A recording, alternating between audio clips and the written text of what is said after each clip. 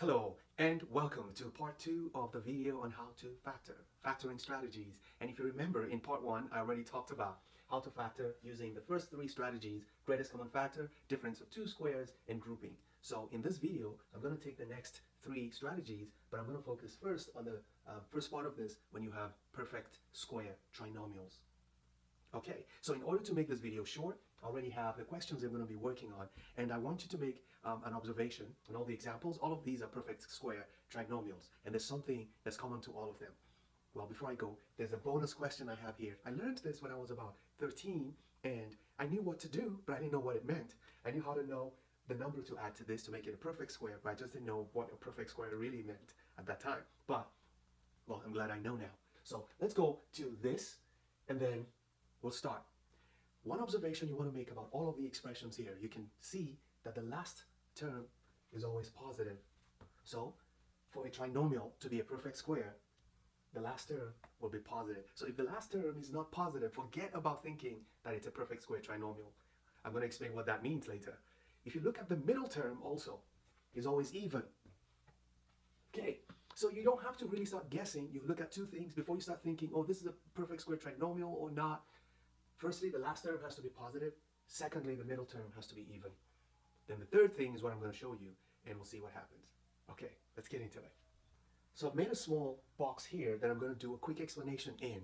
And I want you to see that I'm going to square just a binomial, and it will become a trinomial. Well, that's what's supposed to happen. If you square a binomial, you get a trinomial. Look at this. I'm going to have x minus, say, 3 squared. You know, this simply means x minus 3 times x minus 3. If I FOIL this, it's going to be x times x. It gives me x squared. Then x times negative 3 is negative 3x. Then negative 3 times this gives me negative 3x. Then negative 3 times negative 3 becomes positive 9. So you see, my answer is now x squared minus 6x plus 9. Firstly, the last term is positive. Okay, so this is a trinomial, but it's a perfect square trinomial because when I factor this, this is what it's going to become. It's going to become x minus 3 squared. That's why we say it's a perfect square trinomial. So now I have this. Look at the middle term. The middle term is even. It's negative because the negative is what you have here. When you practice this all the time, you'll just see it. Once this is negative, it means you're going to have a negative, and then the number that's going to be on this side will be the square root of whatever the last term is. Now go back again and look at all the last terms of all the questions. They're all perfect squares. This is a perfect square. This is a perfect square. This is a perfect square because this will give you the square root of these. This will be 3y. This is not a perfect square. And it's not a perfect square because remember that the first step you need to take when you're factoring is take out the greatest common factor. Now, what's the greatest common factor here? Wow, it's 5. So you see, if we take out 5 now, we're going to have x squared plus 6x plus 9. Now, you're left with a perfect square that's also positive. So remember, the last term cannot be negative because when you square a negative, it becomes positive. So because it's a perfect square, you will always get a positive. So if this was a positive originally, everything will just change into positive, positive, positive, positive. So there's no room for you to get a negative in the last term, and the middle term will tell you whether what you have in the binomial is the difference of 2 terms or the sum of 2 terms. Okay, but it has to be even. Why is it even? Because we always get 2 of these. So that's what you must see every time. So look at the expression. Is the last term a perfect square? Yes. Firstly, because this might be a problem for some people, but remember your first step is to take out the greatest common factor. This doesn't have any, or this is 1, this is 1, this one. Does it have a greatest common factor? It doesn't. So once it doesn't have a greatest common factor, just go ahead and say, is this a perfect square? The answer is yes. Is the middle term even? Yes. I wanted to say evil. Even. Yes. Now, if you have those 2 conditions, well, just see what you can do. Can you express this as a square?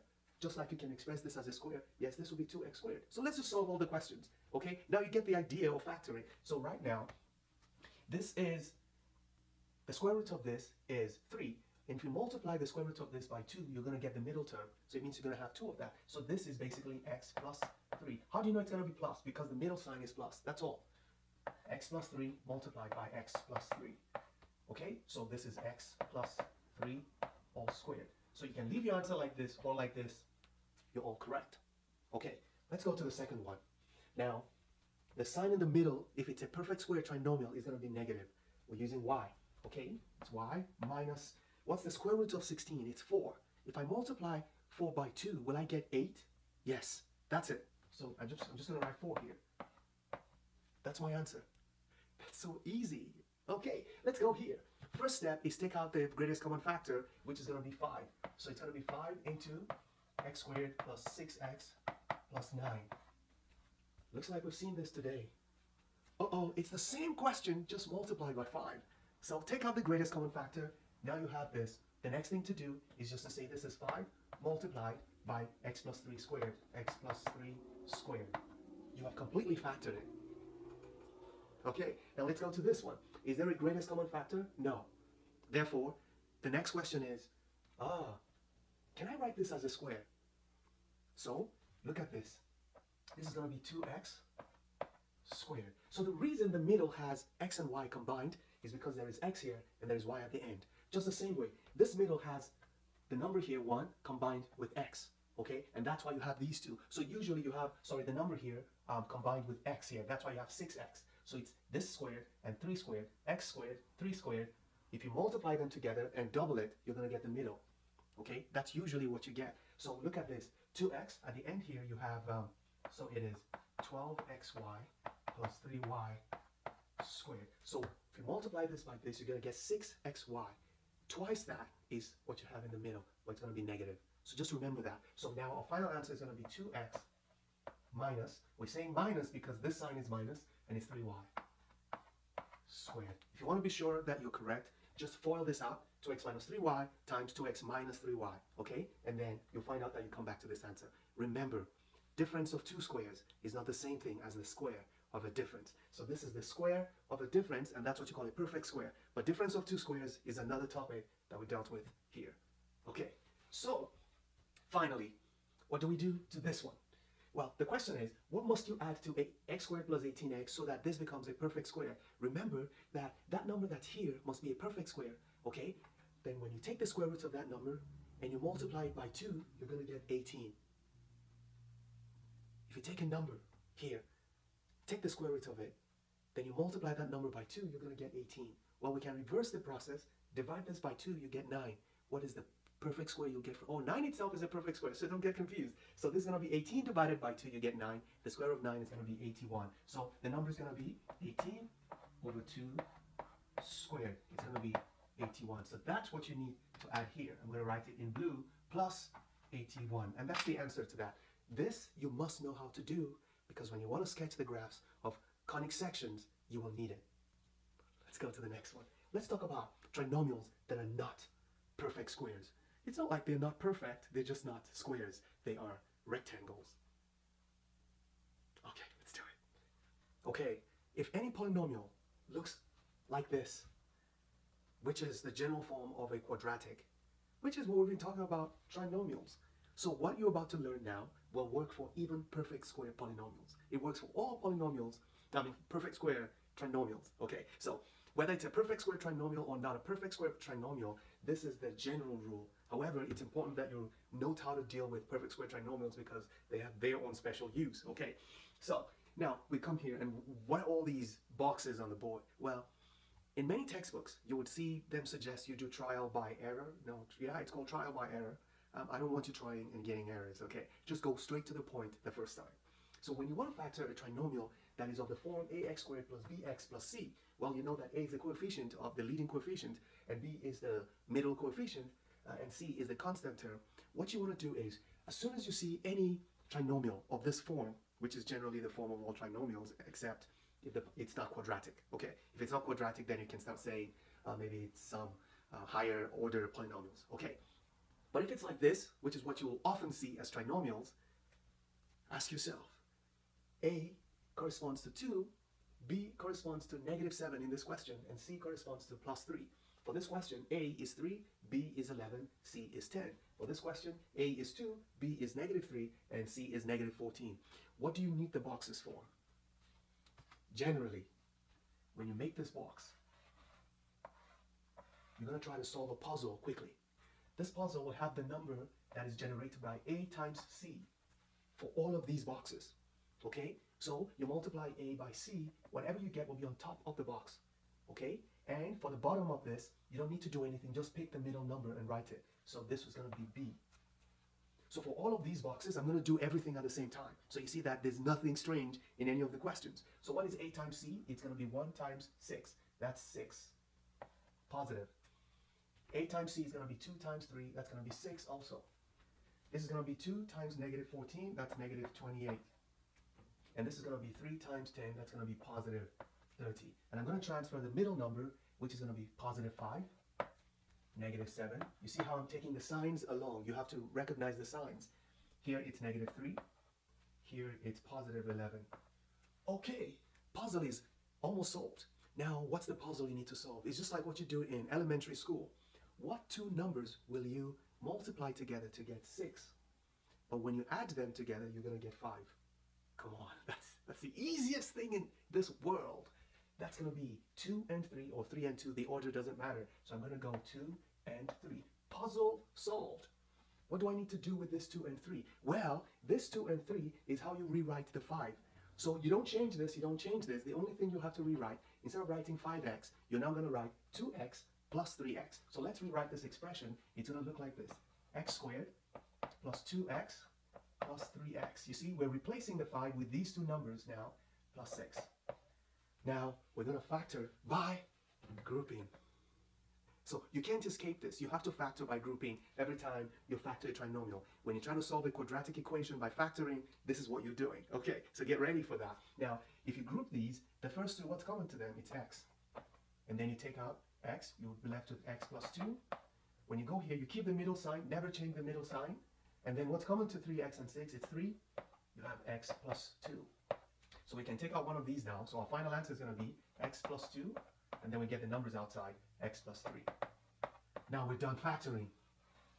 And if this was a quadratic equation, say this is equal to 0, then you can equate this to 0, equate these to 0, and then you get x equals negative 2, and x equals negative 3. So smart. Come on, let's move on. Now let's go to this puzzle. You see, we want to solve this puzzle. What two numbers will you multiply to get negative 28? But when you add them together, you're going to get negative 3. See, it might look tough at the beginning, but once you start practicing, you'll know that, well, there are not many numbers that divide 28. It's either you're using 2 or 4 or 14 or 28 itself. But we want to get negative 3. But what about 4 times 7? Ooh, 4 times 7 is going to give us 28. But no, we want negative 28. So it's either 4 times negative 7 or negative 4 times 7. But we want to have more negative so that when we add them, it's going to be negative 3. So the bigger number in the multiplication has to be the negative number. So 4 and 7, 7 is the negative number. That's how you do it. That's why you'll end up with the negative. The bigger number must be negative.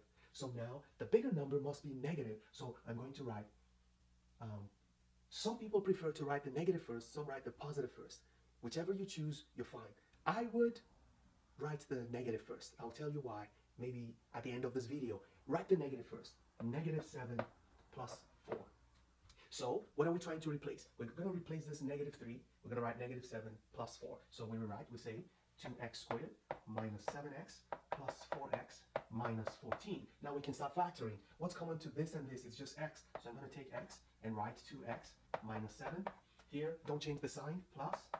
And then you have 2x minus 7. So we end up with our final answer, which is we take one of these, 2x minus 7, then x plus. So what's going to be here? It looks like there's nothing. What did I take out? 2. Come on. I forgot to write the 2. So it's going to be 2x minus 7, and then you have x plus 2. Okay. Beautiful. So you see, it's just the puzzle you need to solve. Let's go here. What two numbers will give you 6? But when you will give you positive 6, but when you add them together, you'll get negative 7. That's crazy. Yeah, don't think too far. Always consider the negative options every time you get a negative b. So it's negative 6 and negative 1. Yeah, now you see it. So let's do it. So this is negative 6 and negative 1. Because the product of these two will be positive, the sum will be negative 7. So we're going to rewrite negative 7 as negative 6, negative 1. So look at this. It's going to be 2x squared minus 6x minus x plus 3. So I've replaced this. You see that? So now, what's common to this and this? 2x is common. Be careful to take out everything that's common, okay? So it's going to be 2x, and what's left will be x minus 3. Now, remember what I said. Never change the next sign. Don't change it. I said it in the previous video. Never change the sign. So you're just going to write it. and tell yourself, I don't care. I'm just going to write it. Okay, now you've written it. What's now left? What's common to x and 3? There's nothing common, it's just 1. So to help yourself, in this case, I may recommend that you just write 1 here. So you can take out the 1 along with the 2x. But you don't have to write it. But so you don't get confused, you can just write the 1 there, okay? I give you the license to do that, just to help you. But you don't have to. And don't, if you already know you don't have to write it, okay? I never write it, but you can, because I said so. Okay, let's go here. Now, if you take out -1 from negative x, you're going to just get the positive x. But now if you divide +3 by -1, you're going to get -3, okay? Remember, what you have here must be what you have here. If both of them are not the same, it is either you made a mistake, or that thing in itself was not factorable, or you got the wrong, you solved the puzzle wrongly, and now you're in trouble. You're in real big trouble. Okay, so it's going to be, take one of these, it's going to be x minus 3, and then you have 2x minus 1. Okay. Trying to squeeze a lot on the board. Now let's go to the final one. I'm sure you've solved this puzzle already. I wish I could just leave it, but let's finish it for the sake of the video. So this is going to be, what two numbers will you multiply to get 30? When you add them, you get 11. Yeah, 5 and 6. Okay, both in positive, 5 and 6. Okay, so I'm going to rewrite this as 5 and 6. So it's going to be 3a squared plus 5a plus 6a plus 10. What's common to this and this is just a. So I'm going to take out a and write 3a plus 5. What's common to this and this is just 2. Plus 2 into 3a plus 5. So my final answer is 3a plus 5, then the two numbers outside. 3a plus 5 multiplied by a plus 2. Okay, so these are all the factors of all of these expressions, as long as it takes the form ax squared plus bx plus c, that's 1. And a is not 0. A cannot be 0, because if a is 0, then you know this term is gone and it's no longer a trinomial. Okay? And remember, this has to be squared. It has to be of the quadratic form. So when you have a bigger power there and there's nothing to factor, don't try to use it. It may not work. It might work at some point. But let's just stay with quadratics at this point. Okay? So that's that for this one. These two, I'll just do them together. One example for each. You just need to memorize the form of the factoring and we'll be good. Let's go on. Okay, this is the final stage of this video, and it's just going to be about difference of two cubes and the sum of two cubes. And there's a fact I want to make you see. Let's start with the first example. So this is a cube. What's the difference between them if you try to factor? Well, remember, it doesn't matter if it's a sum or a difference. You'll only have one negative sign. Okay? That will help you remember. So whatever you have, just retain x minus y. That's the first thing. Retain it. So this is the rest of what you're going to write will not contain any negative sign because you already have a negative sign here.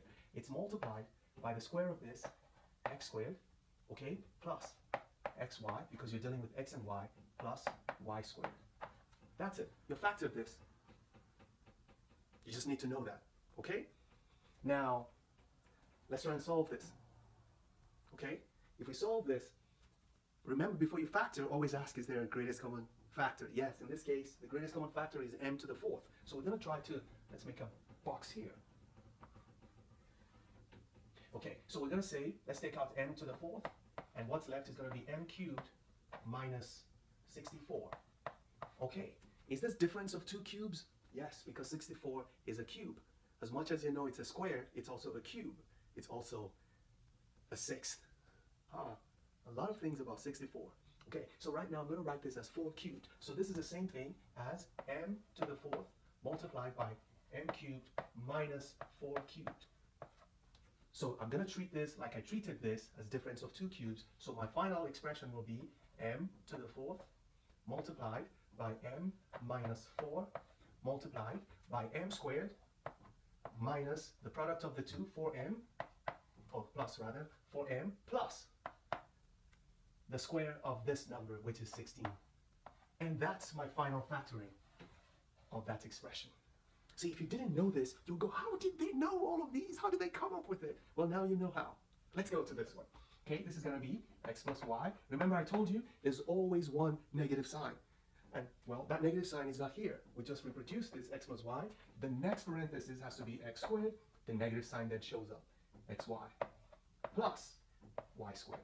So you notice that the beginning, the ending of both of them will be plus y. So this is positive, this is positive, this is positive, this is positive. The only time you worry about the negative sign is, well, if it's not at the beginning, then it's at the beginning of the next one.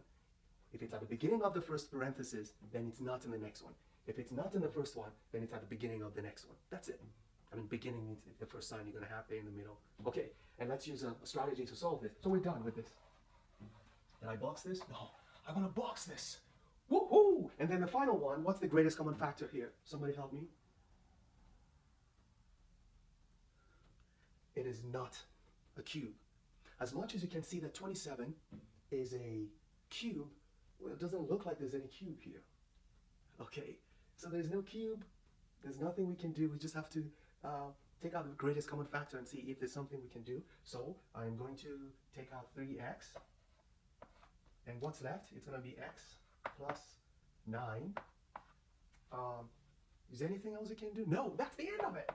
Woo-hoo, woo-hoo-hoo. So now we could have applied the principle of difference of two cubes if I had written this question this way. Just watch what I'm going to do.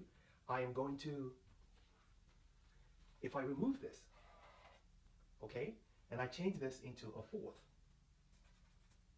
If this was a fourth, then we can first take out the x, so it will be x into x cubed plus 27, and then you can write 27 as 3 cubed. So this will be the same thing as, I'm going to take this out so we can make it the actual question, okay? Let's make this the actual question. So we're going to have x into x cubed plus 27. And then this will be x into x cubed plus 3 cubed. Now let's apply the principle. It is x into x plus 3. And we have x squared minus, remember the minus sign has to show up, the product of these two, that's 3x. And then the square of this one will be 9. Now this is the perfect factor, or factoring of that expression, x to the 4th plus 27x. I hope you learned something. At this stage, you should give this video a like. Do it. I'll see you in the next video. Never stop learning, because those who stop learning have stopped living. Bye-bye.